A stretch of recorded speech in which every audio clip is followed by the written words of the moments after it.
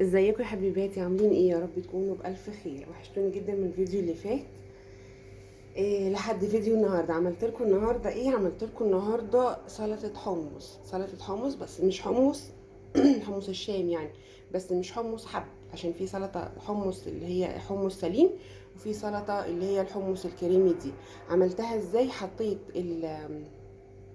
الحمص، نقعته من قبلها بيوم، يعني امبارح مثلا بالليل. نقعته لحد الصبح. صحيت الصبح بغير عليه المية بتاعته، وبحط مية تغلي على البوتاجاز، وبحط الحمص فيه، ولازم المية تبقى مغطياه بشوية كده، يعني بعقلة صباع كده. تمام. وتابعه طبعا، لازم يستوي كويس جدا جدا، اللي هو زيادة شوية عن اللزوم، اللي هو القشرة بتاعته تطلع منه. تمام. مش هيبقى كله طبعا، بس بعضه يعني. بعد بقى ما يبرد خالص، يستوي طبعا الاول ويبرد خالص خالص. بعد كده بحطه في الكبة، او لو عندك هاند بلندر او اي حاجة، المهم ان هي تفرم كويس جدا جدا وتنعمه، يبقى معاكي بالشكل ده. طبعا وانتي بتطحنيه بحط عليه طحينة، وبحط عليه ملح بس طحينة وملح بس. حابة تحطي طحينة حطي، مش حابة خلاص. وحابة تحطي ايه تاني؟ لو عايزة بقى يبقى ملون، ممكن تحطي له بابريكا. تمام. بصوا ما شاء الله، هو بيبقى ناعم جدا. لازم يبقى طري قوي قوي كده، يعني مش طري، كريمي، كريمي جدا كده. انا بعمله كده ليه؟ بعمله كده عشان احط له دلوقتي زيت زيتون، فالشكل يعني. آه، بصوا استنى اهو. استنى عشان انا عايزه اعمله بطريقه معينه كده، عايزه اظبطه بس كده.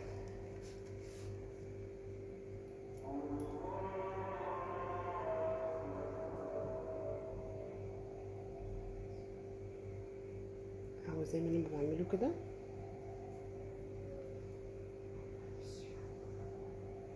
تمام. ماشي. تعمليه يعني ايه، زي دايره كده ورا بعض بالمعلقه. هو بيبقى سهل وكريمي، وبيلزق معاكي على طول جدا يعني. هحط عليه الاول حاجه زيت الزيتون.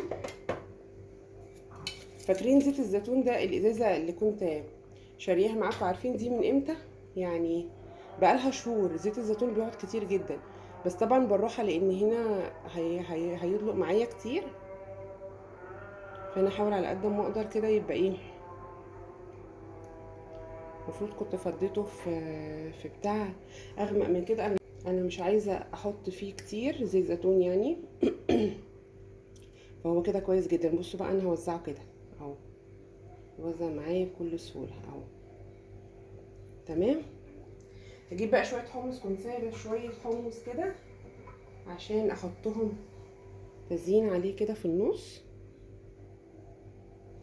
هو ده الحمص الحب، طبعا كلنا عارفينه، حمص الشام.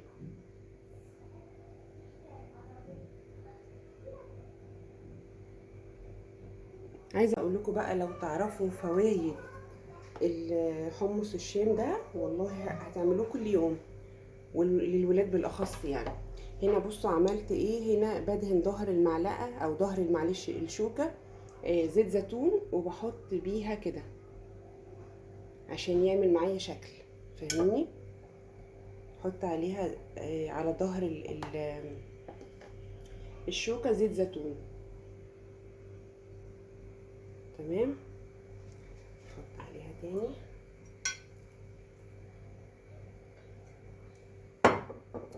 لو لقيتها فيها بعمل عليها، ما فيهاش طبعا ايه، بحط عشان يبان معايا شكل حلو في الطبق.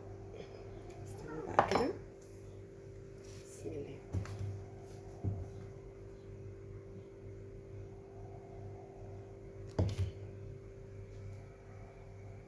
ممكن نعمل كمان واحدة.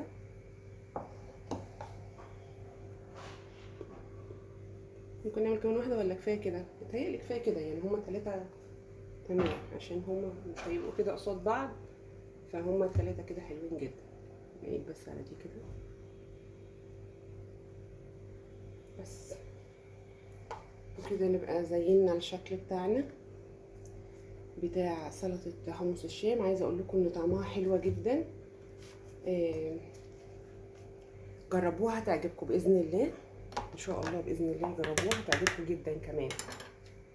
ابتدي بقى اشيل كل حاجه استخدمتها اول باول زي ما اتفقنا، عشان ما يبقاش في حاجات في حاجات كتيره ورانا بعد كده يعني. تمام،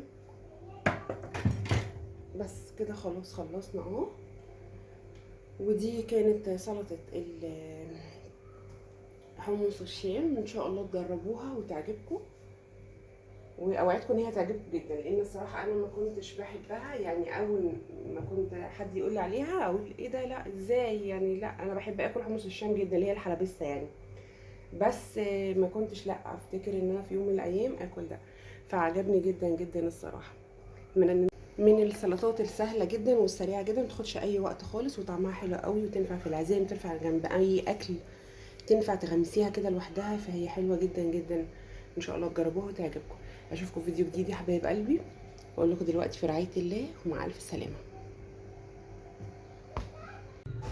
صباح الخير او مساء الخير، صباح الهنا والسعاده على عيونكم حسب التوقيت اللي انتوا بتشوفوني فيه. عاملين ايه يا بنات؟ يا رب تكونوا بالف خير. وحشتوني جدا من الفيديو اللي فات. عملت لهم النهارده ممبار. كل فتره كده بجيب الاكله ديت، لان طبعا اكله مكلفه، بتتعمل طبعا على يوم واحد. لو في كمان ناس بتعملها جنب اكلات تانية، بس انا يعني مؤخرا بعملها لوحدها. فعملت لهم ممبار. طبعا كلنا شاطرين وعارفين طريقة الممبار ازاي، نفس خلطة المحشي بالظبط، بس اللي عايز يقطع فيها حتة طماطم كده صغيرة تمام. انا الصراحة الولاد عندي ما بيحبوهاش كده، فانا بعملها نفس خلطة المحشي بالظبط. وبيبقى الممبار طبعا مغسول كويس جدا ومتنضف وكل حاجة، وبعد كده بيتحشي ويتسلق ويتحمر بألف هنا وشفا. عايزه اقول لكم كان طعمه روعه، كان بقالنا فتره كبيره الصراحه ما جبناهوش، والولاد قالوا لي احنا عايزينه. فانا الصراحه يعني من فتره للتانيه كده الحاجه مثلا اللي نفسهم فيها قوي بجيبها لهم. هنا كنت بوريكم، انا كنتش قادره امسكه عشان كان سخن مولع نار كان لسه طالع من الطاسه. الرز فيه مفلفل جدا ما شاء الله، مش عارفه، بصي كنتش عارفه امسكه الرز فيه مفلفل ازاي، مش معجن مش ناشف، ولا فيه اي حاجه، كان زي الفل الصراحه، ريحه وطعم وكل حاجه. انا بحب اعمله صغير كده، بحبش اعمله يعني كبير قوي او كبير شويه، انا بحب اعمله صغير كده. الولاد بيبقوا حابينه كده. وكمان بعمله ساعات اللي هو ممبار بوكس، اللي هو بيبقى عامل زي الكور الصغيره دي، برضو طريقته سهله جدا جدا. بحشي الممبار وبربط عليه بالخيط كده، كل شويه بربطهم بخيط، كل شويه بربطهم بخيط، وبحطه لما بيستوي بيطلع كور كده. شكلها بيبقى حلو قوي، بيتباع طبعا غالي جدا في المطاعم. فبحاول على قد ما اقدر اعمل كل حاجه انضف واحلى واحسن في البيت. ده كان طبق الممبار بتاعنا النهارده. حبيت ان انا برضو اشارك معاكم الاكله الحلوه ديت. اكيد كلكم او معظمكم بيحبوها، في ناس بتحبها وفي ناس لا، بس انا طبعا بشارك الناس اللي بتحبها. طعمه كان تحفه ما شاء الله. انا عندي الكيلو ب160 جنيه. كده الفيديو معانا خلص. اكله من ندخل بقى في الفيديو بتاع البسله اللي احنا جبناه مع بعض. عملت لهم اليوم ده بسله وشوربه خضار ورز وفراخ. تقسيمات الفراخ اللي انا كنت مقسماها معاكم، من الفرخه الواحده والنص اللي احنا طلعناه من الفريزر الوركين، طلعت منهم الاربع دبابيس، عملتهم وجبه ومعاهم قطعه كده كمان. وعملت معاهم طبعا بقى البسله، عملت معاها شوربه خضار عشان كنت جايبه كوسه وجزر، وكان عندي بطاطس، وعملت معاهم رز اللي هي حبايه وحبايه. بعد كده ممكن اعمل لهم وكانت اكله جميله جدا. عايزه اقول لكم البسله اتبقت لتاني يوم، كان عندي شويه باميه في الثلاجه، طلعتهم مع البسله وعملت معاهم شويه رز، وكانت اكله في منتهى الجمال برضه ما شاء الله اهو، من غير فراخ اقصد يعني، مش كل يوم زي ما اتفقنا هنعمل فراخ. حطيت بقى بطاطسايه كده وحطيت كوسه وجزر. دي من الاكلات اللي انا بحبها جدا، وبالاخص شوربه الخضار برضو كان بقالي فتره ما جبتهاش، فافتكرتها فقلت اعملها احسن من شوربه اعمل لهم الاكل اللي هم هياكلوه وبيحبوه.